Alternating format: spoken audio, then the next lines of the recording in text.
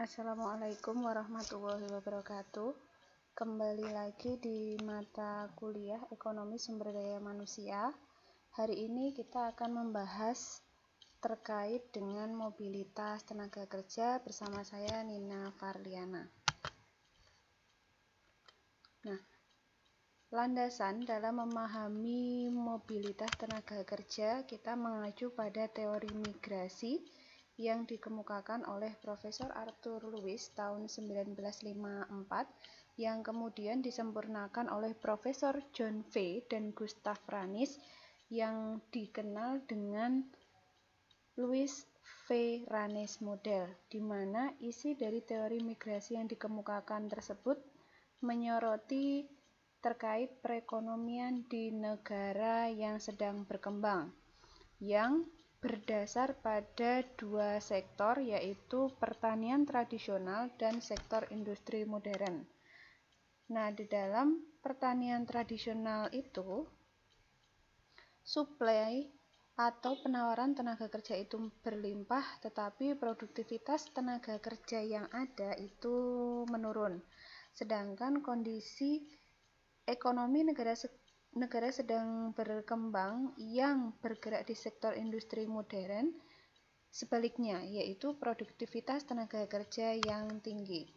Nah, fokus utama di teori migrasi ini adalah transfer tenaga kerja dari sektor tradisional ke sektor modern, serta pertumbuhan kesempatan kerja di sektor modern karena ekspansi produksi di sektor modern. Jadi fokus utama di sini adalah pada transfer tenaga kerja yang berasal dari sektor tradisional ke sektor modern. Selanjutnya ada model-model migrasi, yaitu ada 4. Yang pertama adalah human capital approach, yang kedua place utility model, yang ketiga ada contextual analysis, dan yang ketiga contextual analysis, dan yang keempat adalah value expectancy model. Kita akan membahas satu persatu terkait dengan keempat model migrasi ini. Yang pertama adalah human capital approach, di mana dasarnya adalah tentang teori pembuatan keputusan individu, di mana investasi itu digunakan untuk meningkatkan produktivitas manusia.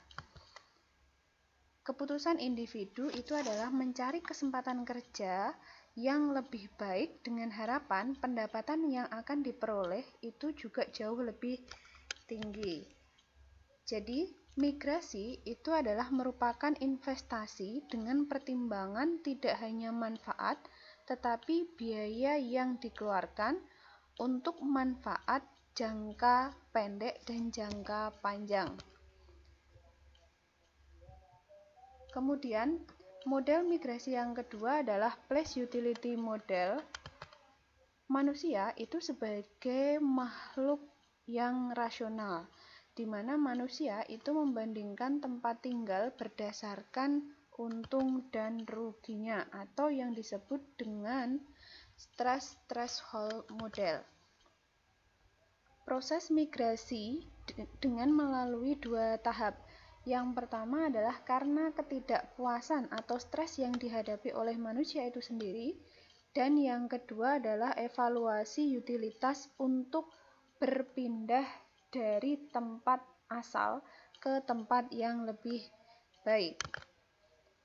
Nah, dalam place utility model ini ada beberapa faktor yang mempengaruhi. Yang pertama adalah karena adanya perbedaan karakteristik sosiodemografi di masing-masing wilayah, kemudian karakteristik daerah asal dan tempat tujuan, serta adanya faktor ikatan sosial. Nah, ini beberapa faktor yang mempengaruhi salah satu model migrasi, yaitu place utility. Jadi penekanannya itu adalah karena utilitas tempat tersebut. Nah, model yang ketiga adalah contextual analysis. Dasar dari model migrasi ini adalah karena pengaruh faktor struktural. ada beberapa faktor struktural. Yang pertama adalah karakteristik daerah asal dan tujuan, yang kedua tingkat upah, yang ketiga pemilikan tanah dan sistem pemilikannya, yang keempat ada ikatan keluarga, dan yang kelima adalah aksesibilitas terhadap fasilitas publik dan pelayanan. Jadi ini lebih didasarkan karena faktor struktural. Jadi meskipun ada beberapa misalkan kepemilikan tanah dan sistem pemilikannya, tetapi di sini dasarnya itu adalah kontekstual analisisnya, bukan place utility-nya. Sehingga migrasi itu merupakan hasil proses dari ekologi. Nah, yang model keempat adalah value ekspektansi model. Fokusnya di sini adalah bahwa migrasi itu melihat hubungan antara nilai, persepsi, dan sikap individu dengan niat untuk bermigrasi. Niat bermigrasi yaitu diantaranya adalah memperoleh kekayaan, memperoleh status, serta kemandirian dan moralitas. Nah, empirical case-nya itu adalah bisa dipengaruhi, migrasi tersebut bisa dipengaruhi oleh karakteristik demografi keluarga dan individu, ataupun perbedaan kesempatan kerja antar daerah yang ada. Nah, selanjutnya setelah kita membahas terkait dengan keempat model migrasi tersebut, poin yang kedua adalah kita akan membahas faktor-faktor yang mempengaruhi migrasi. Di sini ada banyak faktor yang mempengaruhi migrasi. Saudara-saudara nanti bisa lihat di antaranya ada complementary factor, ada government policy yaitu terkait dengan kebijakan, ada social system, ada tingkat upah, serta ada probability of job dan lain sebagainya. Di sini ada banyak sekali faktor-faktor yang mempengaruhi migrasi, sehingga nanti masyarakat atau manusia tersebut melakukan keputusan untuk bermigrasi, yaitu diantaranya karena selain misalnya ada rural income, ada urban income, ada cost of migration-nya juga diperhitungkan, kemudian ada information flow-nya juga. Jadi kesemuanya itu akan mempengaruhi keputusan bermigrasi. Nah, ini saya kutip dari Berli dalam analisis penelitiannya yang berjudul Rural Urban Migration in Africa tahun 1974. Nah, poin selanjutnya adalah kita akan melihat bagaimana sih mobilitas tenaga kerja yang ada di Indonesia. Nah, sejak zaman kolonial sampai pemerintahan Orde Baru, kita mengenal yang namanya transmigrasi. Banyak masyarakat Jawa itu bertransmigrasi ke daerah luar Jawa, misalkan Kalimantan, Sumatera, dan lain sebagainya. Nah, secara legal di sini terjadi surplus tenaga kerja. Kemudian adanya ekspor tenaga kerja Indonesia ke Arab Saudi dan Malaysia, bahkan sampai sekarang pun banyak negara yang dituju oleh tenaga kerja Indonesia karena adanya surplus dari tenaga kerja tersebut. Nah, dasar yang dipakai oleh pemerintah di sini adalah karena permintaan tenaga kerja Indonesia yang cukup tinggi, tetapi harga tenaga kerja Indonesia itu murah. Nah, ini kita bisa lihat kenapa permintaan tenaga kerja itu tinggi, karena jumlah tenaga kerja Indonesia itu relatif tinggi. Tetapi kalau dibandingkan dengan nilai dari tenaga kerja itu, apalagi kalau kita melakukan ekspor tenaga kerja, bahwa tenaga kerja yang dibutuhkan di beberapa negara tujuan ekspor tersebut adalah negara yang mempekerjakan asisten rumah tangga dibandingkan dengan tenaga kerja profesional yang lainnya. Kemudian dasar yang kedua adalah karena tingkat pengangguran yang cukup tinggi. Nah, nanti kalian bisa lihat seberapa besar tingkat pengangguran di Indonesia. Meskipun secara akumulasi itu tingkat pengangguran di Indonesia itu turun, tetapi ada peningkatan pengangguran terutama adalah lulusan SMA, SMK sederajat. Keuntungannya di sini adalah secara mikro bahwa mobilitas tenaga kerja yang terjadi di Indonesia adalah meningkatkan pendapatan keluarga. Tetapi keuntungan yang diperoleh secara makro di sini adalah sudah pasti menambah devisa negara yang berasal dari non-migas. Nah, lalu bagaimana dengan migrasi internasional? Nah, migrasi internasional ini diatur dalam PP Ketenagakerjaan nomor per 05 garing tahun 1998 dan seterusnya di situ. Nah, keuntungannya di sini adalah dengan adanya migrasi internasional ini kita tidak butuh budget yang besar, baik itu yang dikeluarkan oleh pusat maupun daerah. Kemudian yang kedua adalah remiten, selain untuk sumber devisa bisa dinikmati oleh pekerja sendiri. Dan yang ketiga adalah membantu program pemerintah yaitu KB atau keluarga berencana.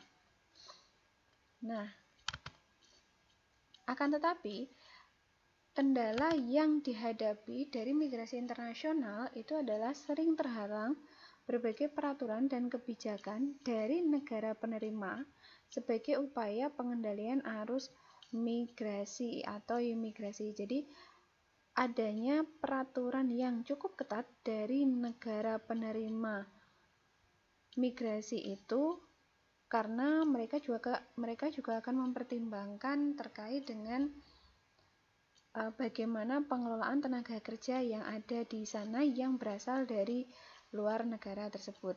Nah, di sisi lain, emigrasi ini akan disambut apabila yang pertama adalah emigran itu harus dapat memperbaiki pendapatannya sendiri. Mungkin tercapai jika bersifat sukarela. Kemudian yang kedua, emigran tidak memperoleh pendapatan orang yang ditinggalkan. Nah, ini berbeda dengan pendapat kaum nasionalis yang menganggap bahwa brain drain itu merugikan kepentingan nasional. Nah, kehadiran orang asing itu juga tidak dapat dihindari, entah itu di Indonesia atau di luar negeri, itu tidak dapat dihindari. Kenapa? Karena 3 alasan. Yang pertama adalah transfer knowledge dan teknologi. Yang jelas ini sudah pasti bahwa dengan adanya orang asing yang masuk ke Indonesia ataupun yang ekspor ke beberapa negara, itu akan adanya transfer pengetahuan dan teknologi. Kemudian yang kedua, ada posisi dan jabatan yang belum dapat diisi oleh orang Indonesia. Yang ketiga, keberadaannya diharapkan akan berdampak yaitu membuka lapangan kerja, usaha, dan peningkatan ekspor, terutama adalah ekspor yang berasal dari sumber daya manusia atau sumber non-migas. Nah, untuk menghindari dirugikannya kepentingan nasional, maka di sini harus memperhatikan prasyarat dan kriteria bagaimana melakukan investasi internasional terutama dalam bidang sumber daya manusia, yaitu dengan mobilitas tenaga kerja. Nah, selain itu, kita juga dihadapkan pada era globalisasi, di mana untuk menarik investasi tanpa mengurangi prinsip kebijakan penempatan tenaga asing, maka dilakukan beberapa upaya. Yang pertama adalah penciptaan iklim politik yang stabil dan kondusif. Yang kedua, keyakinan bagi penanam modal dengan memberikan sistem pendukung tersedia dalam jumlah yang mencukupi dan bermutu tinggi.